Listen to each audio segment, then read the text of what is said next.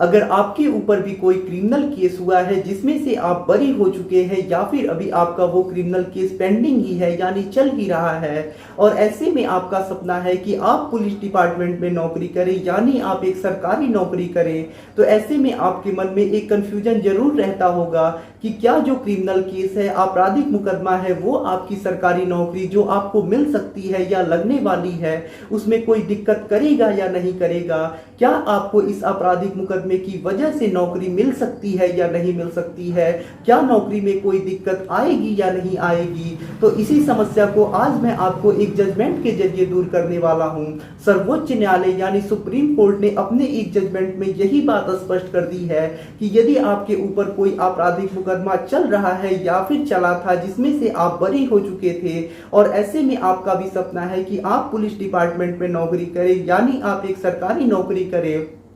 तो इस जजमेंट के जरिए यही चीज स्पष्ट हो जाएगी कि क्या आपको वो नौकरी मिल सकती है या नहीं मिल सकती है, क्या ये आपराधिक मुकदमा आपकी नौकरी में दिक्कत करेगा या नहीं करेगा। यही सारी चीजें सुप्रीम कोर्ट के इस जजमेंट के जरिए आप समझ सकते हैं। तो नमस्कार मित्रों, मेरा नाम है आदित्य, आप देख रहे हैं लॉ मंत्रा यूट्यूब चैनल। वीडियो में आगे बढ़ने से पहले मैं आपसे एक रिक्वेस्ट करना चाहूंगा, यदि आपने अभी तक हमारे इस चैनल को सब्सक्राइब नहीं किया है तो ऐसे में प्लीज चैनल को सब्सक्राइब करके बेल आइकन को दबा ले ताकि जब भी मैं कोई लेटेस्ट वीडियो लाऊं तो उसका नोटिफिकेशन आपको मिले और आप उस वीडियो को देख के ऐसे ही लॉ से रिलेटेड जानकारियां प्राप्त कर सके। तो चलिए वीडियो को शुरू करते हैं। जिस सर्वोच्च न्यायालय के जजमेंट के बारे में मैं आपको बताने वाला हूं जिससे आपको स्पष्ट होगा कि यदि आपके ऊपर कोई आपराधिक केस चला है या चल रहा है और ऐसे में आपकी सरकारी नौकरी जो पुलिस डिपार्टमेंट में है वो लगने वाली है, तो क्या ये जो आपराधिक केस था या फिर जो चल रहा है वो आपकी नौकरी में कोई दिक्कत करेगा या नहीं करेगा। वो judgment union territory Chandigarh versus Pradeep Kumar and other के केस में आया है। इस जजमेंट में सर्वोच्च न्यायालय ने यह चीज स्पष्ट कर दी है कि ऐसे लोग जिनका आपराधिक पृष्ठभूमि है यानी जिनके ऊपर कोई आपराधिक केस चला है उन्हें ऐसे नौकरी नहीं दी जा सकती है। यदि उनके ऊपर कोई आपराधिक केस चला है जिसमें से वो लोग बरी हो चुके हैं तो सबसे पहले ये देखा जाएगा कि वो लोग कैसे बरी हुए, यानी जो बरी होने का आधार है वो क्या है। क्या वो लोग अपनी बेगुनाही के आधार पे बरी हुए या फिर सबूतों के नहीं मिलने की वजह से बरी हुए या फिर गवाहों के पलट जाने की वजह से बरी हुए, यानी जो लोग बरी हो चुके हैं आपराधिक मुकदमे की वजह से वो लोग क्यों बरी हुए, ये चीज सबसे पहले देखा जाएगा। और जो जांच कमेटी है उसी को इस पे फैसला लेने का अधिकार होगा, यानी ये जो जांच होगा कि वो लोग क्यों बरी हुए हैं, ये जांच कमेटी फैसला लेगी कि क्या उनको नौकरी मिलना चाहिए इन सब आधारों पे या नहीं मिलना चाहिए,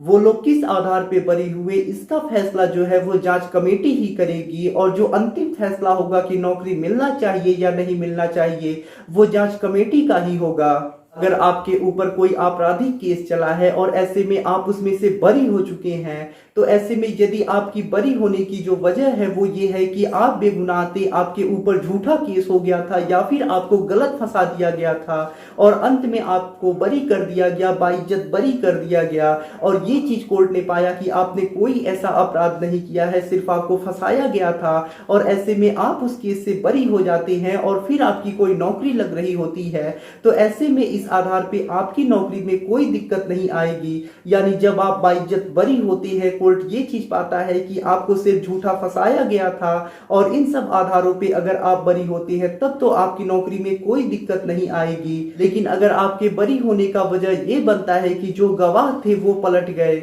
या फिर आपके खिलाफ कोई सबूत ही नहीं मिला या फिर कोई ऐसे ही संदेह वाली बात प्रकट होती है, इन सब आधारों पे आपको बरी किया गया होता है, तो ऐसे में जो जांच कमेटी है उसी का फैसला ही अंतिम होगा। तो सुप्रीम कोर्ट ने अपने इस जजमेंट के जरिए ये चीज स्पष्ट कर दिया है कि अगर आपके ऊपर कोई आपराधिक केस चला है और आप उस केस से बरी हो चुके हैं या फिर आपके ऊपर कोई केस चल ही रहा है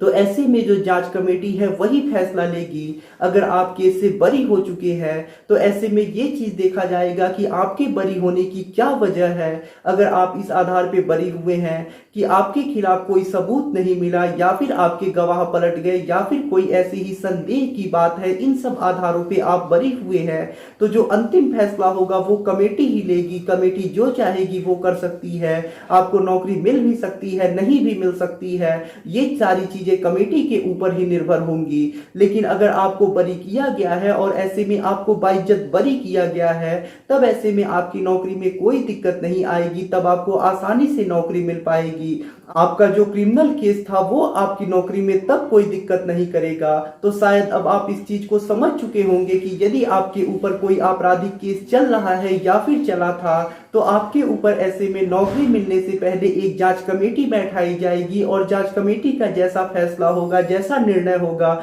जांच कमेटी चाहेगी तो आपको नौकरी मिल सकती है, नहीं चाहेगी तो आपको नौकरी नहीं मिल सकती है। ये फैसला लेने का अधिकार जांच कमेटी को ही होगा। तो शायद अब आप इस चीज को समझ चुके होंगे कि आपको नौकरी मिलेगी या नहीं मिलेगी। और यदि आपका सपना है कि आप सरकारी नौकरी करें, तो ऐसे में आपको आपराधिक मुकदमों से जहां तक हो सके बच के रहना है, क्योंकि जो सरकारी नौकरियां हैं उनमें आपराधिक मुकदमों को बहुत ज्यादा कंसीडर किया जाता है और ऐसे बहुत सारे मामले आते हैं जहां सिर्फ एक छोटे से आपराधिक मुकदमे की वजह से नौकरियां नहीं मिल पाती हैं। तो आपको इन सब चीजों से बच के रहना है। आशा करता हूं आपको ये जानकारी पसंद आई होगी। यदि आपको ये जानकारी पसंद आई हो तो वीडियो को लाइक करें, अपने दोस्तों के साथ शेयर करें, और यदि आप चैनल पे नए हैं तो चैनल को सब्सक्राइब करके बेल आइकन को दबाएं। मिलते हैं नए वीडियो के साथ अगले दिन, तब तक के लिए जय हिंद, जय भारत।